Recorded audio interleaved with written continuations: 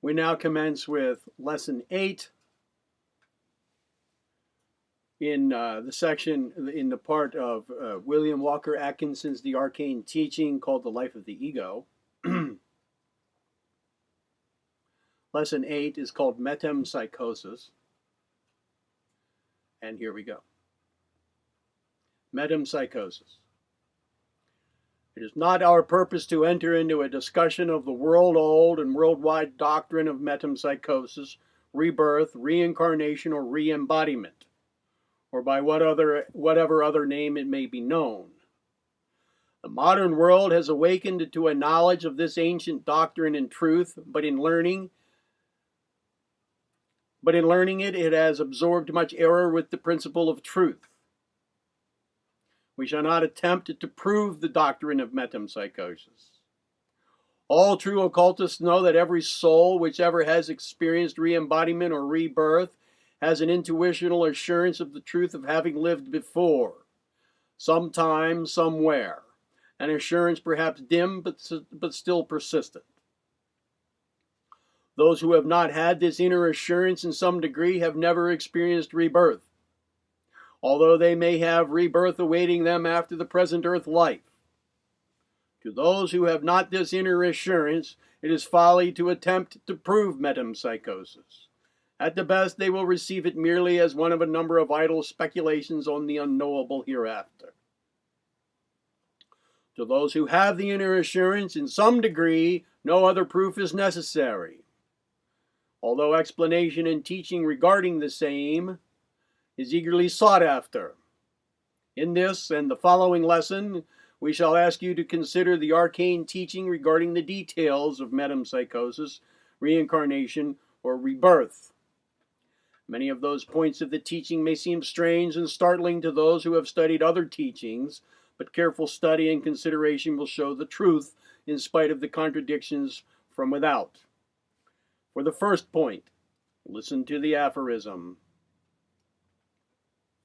Aphorism 13.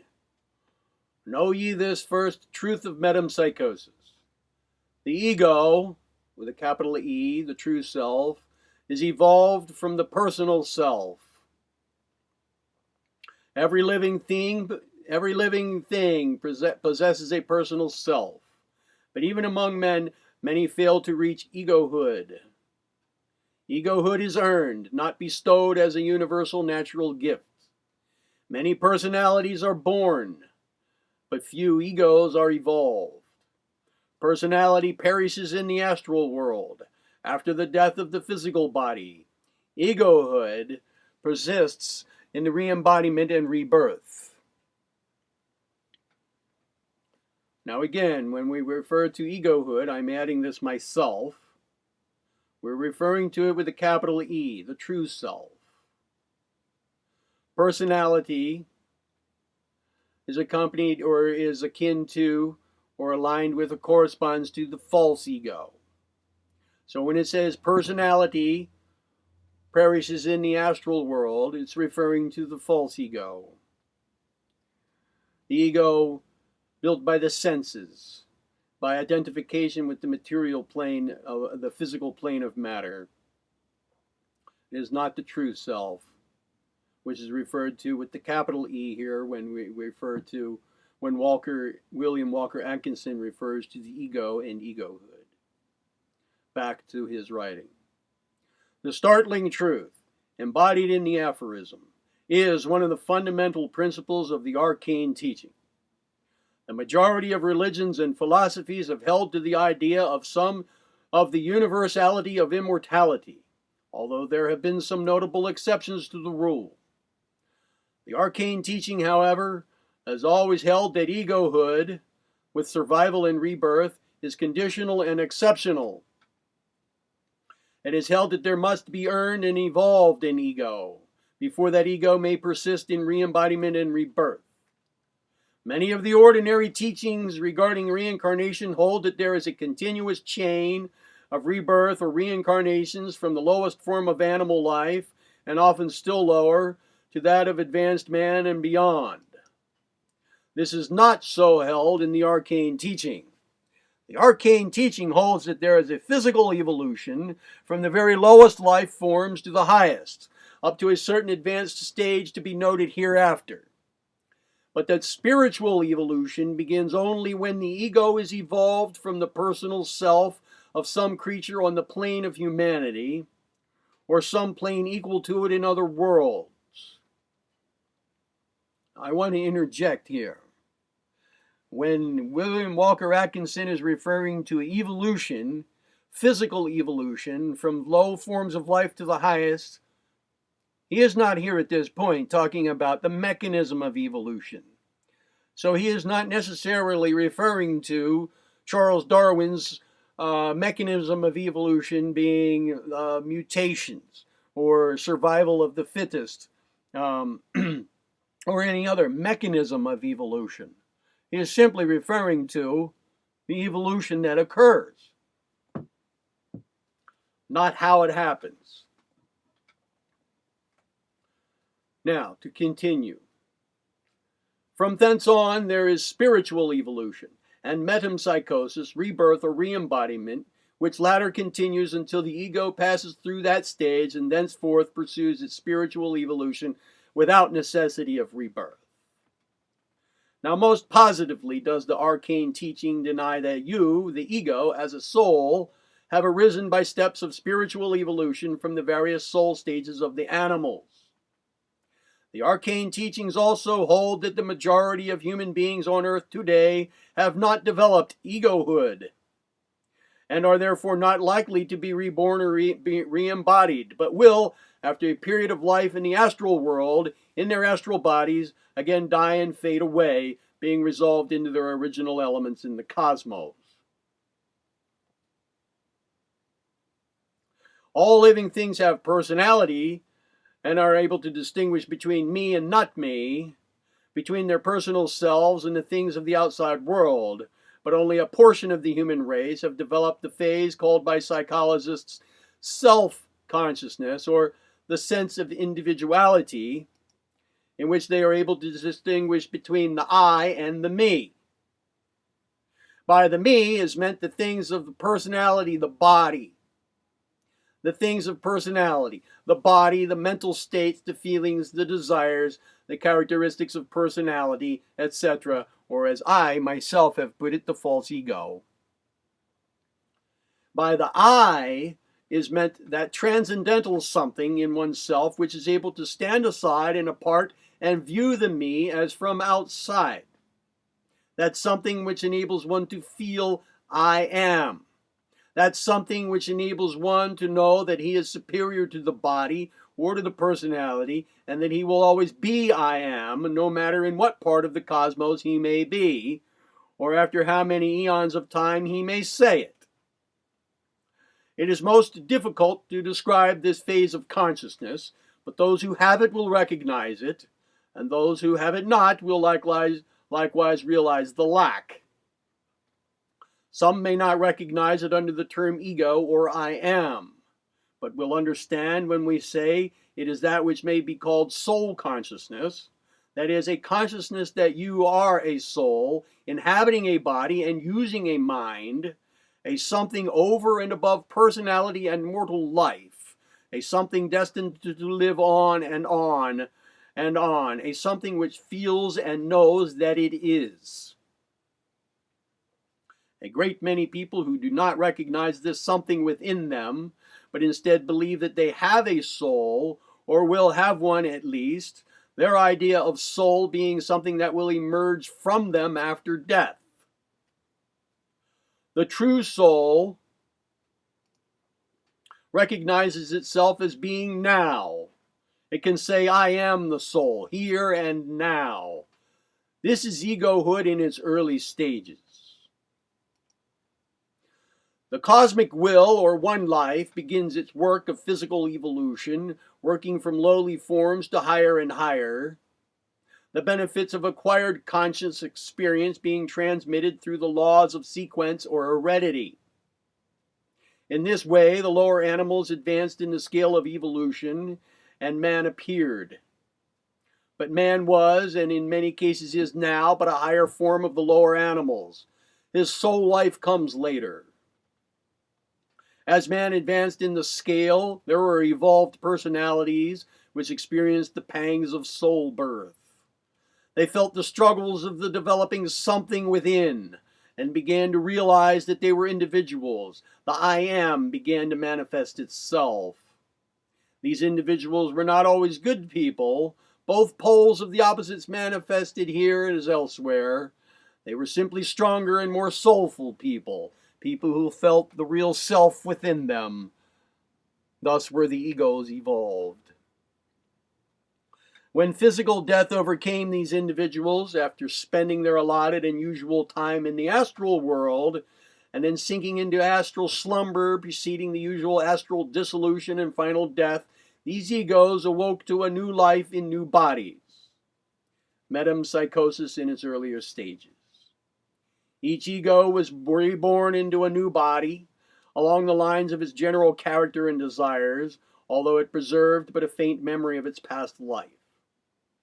The ego preserved its character, however, although its personality had slipped away from it. Thenceforth, these egos proceeded along the lines of spiritual evolution in connection with physical evolution, and thereby the one cosmic life was enabled to evolve and progress along two lines of evolution, instead of one as before. The cosmic will doubled its resources. In order to see the why and the how of this process of re-embodiment or rebirth, let us listen to the aphorism. Aphorism 14. Know ye this second truth of metempsychosis. Persistence in egohood, in rebirth or re-embodiment, is but the recollection or the memory of the cosmic will in the world brain. As the mortal brain recollects and thus embodies an idea or thing, so does the world brain recollect and thus embodies the egos. This is the truth of metempsychosis and the phases of life beyond metempsychosis. To those who have deemed incapable of solution the how of re-embodiment, the truth contained in the above aphorism will come like a flash of lightning, illuminating the darkness of midnight. The analogy is seen at once by those familiar with the laws of the mind and the phenomena of the brain. An idea or thing, the impression of which is in the memory. Occultists claim the memory to be largely astral in its nature, by the way, is recalled or recollected, and immediately passes into the field of consciousness. And to pass into the consciousness field, it must be embodied in the brain substance or cells. It must be given an appropriate body. The cosmic will remembers the ego in the astral world, and in the world brain it again embodies it in material form. We urge you to study this carefully and thoroughly before proceeding further, in order that you may make this great truth your own for all time. Consider this. To be remembered by the cosmic will in the world brain is to persist in being. For whatever is so remembered cannot perish so long as the world brain persists and exists. And now listen to the aphorism, telling the third truth of metempsychosis. Aphorism 15. Know ye this third truth of metempsychosis. In recognizing and knowing the I, as in I am, the individual recognizes and knows the cosmic will, and the cosmic will knows and recognizes the individual. Egohood is mutual conscious recognition. All below this phase belongs to the subconscious plane of the world brain. In this aphorism is contained another remarkable truth. It informs us that the I am, or soul, recognized by the individual, even faintly, is the conscious recognition of the cosmic will, or one life, which is our real self. And likewise, such recognition is mutual, for in it always is comprised the recognition of the individual by the one life. When we know, recognize, and realize the one within us, then the one recognizes us within itself. And thenceforth it remembers us, and our spiritual evolution begins. As the aphorism says, egohood is mutual recognition between the individual and the all. The aphorism also informs us that below the plane of ego, all the life activities of the world brain are along subconscious lines, below the plane of consciousness. In other words, the being in whom we are knows and is conscious of us only when we are conscious of being within us, of being, capital B, within us. The recognition is mutual in consciousness. And correspondingly, as we advance in the great scale of consciousness, we come into a closer recognition and consciousness of the one, and the one comes into a closer recognition and consciousness of us. And finally, at the high noon of cosmic consciousness, we come to know that we are the one, and the one comes to know that it is us. And toward this is the aim and goal of spiritual evolution. But not all the egos reach this stage. Many fall by the wayside or sink into the mire.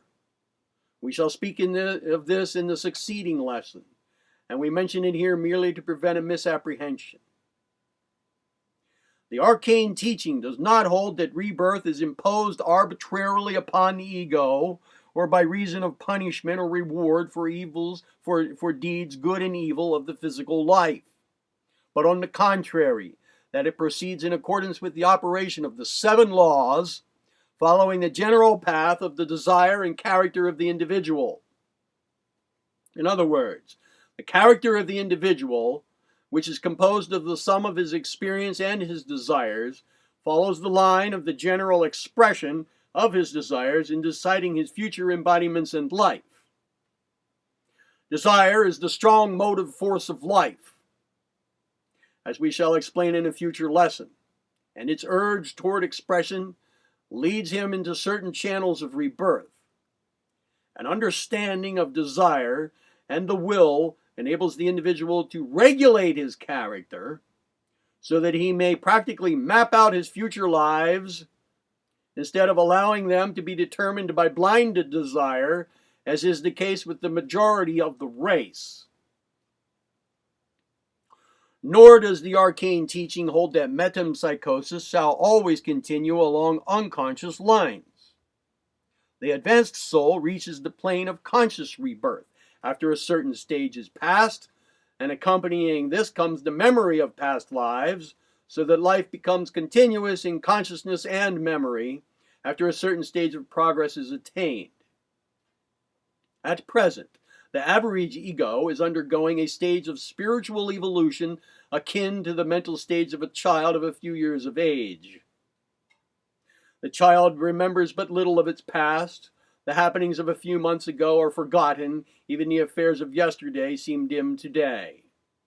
But as the child advances in years, it has a better and still better remembrance of the past. And in the same way, the advancing soul develops a clearer and still clearer recollection of past lives. The dim memories, the flashes of remembrance of the past, which many of us now have, will be succeeded eventually by a full remembrance of the details of our past lives. Moreover, the arcane teaching does not hold that metempsychosis is the final stage of spiritual evolution, no.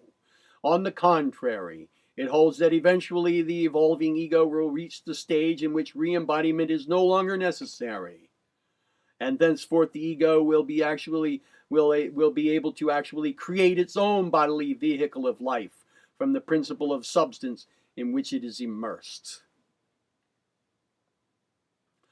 The arcane teaching also hold that re-embodiment on this one planet continues only so long as the ego is attracted by earth things.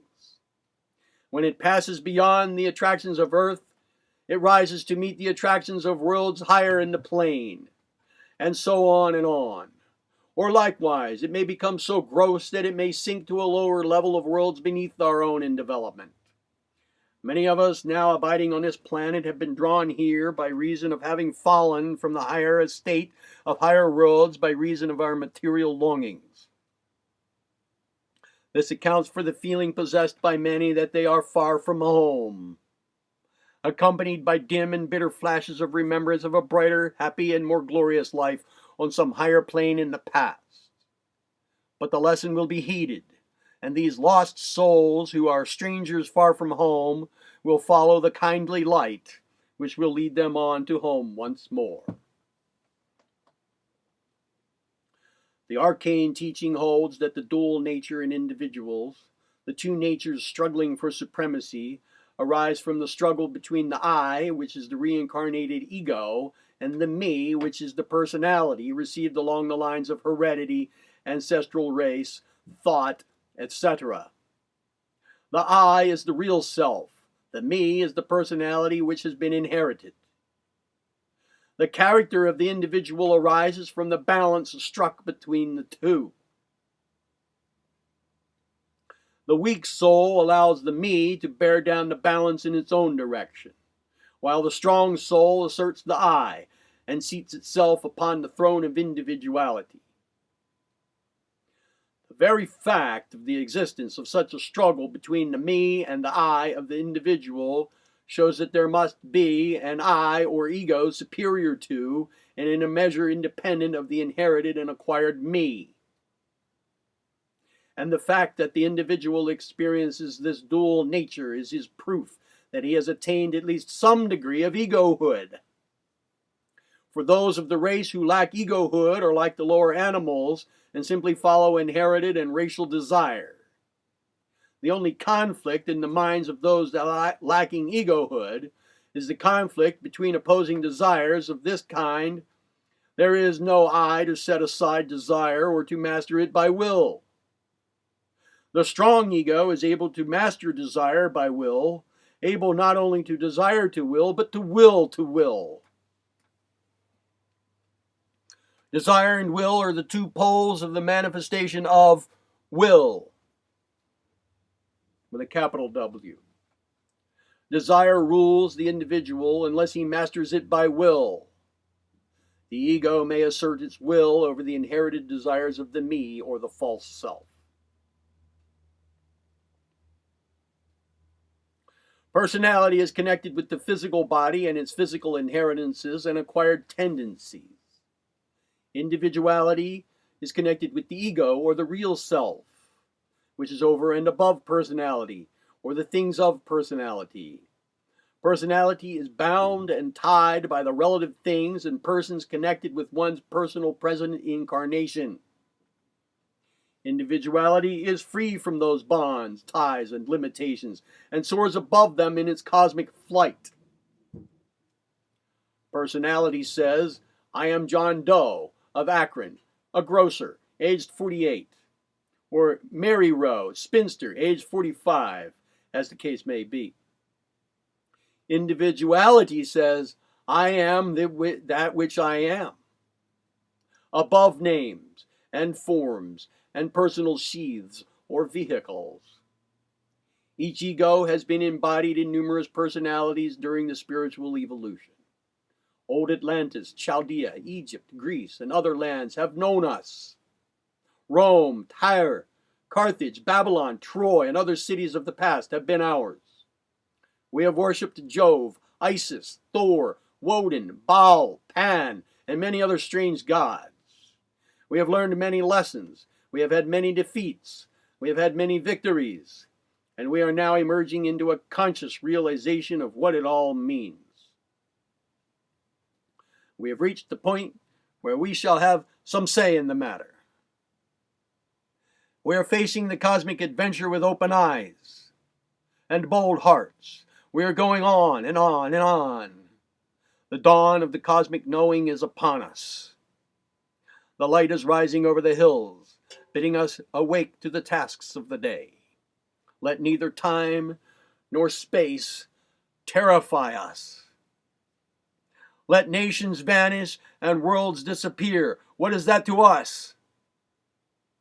The cosmos is our home, all parts of space our own, all time ours to live in and employ. All the time there is, all the space there is, all the knowledge there is ours to have and to hold. All this is the heritage of him who can say and feel, I am.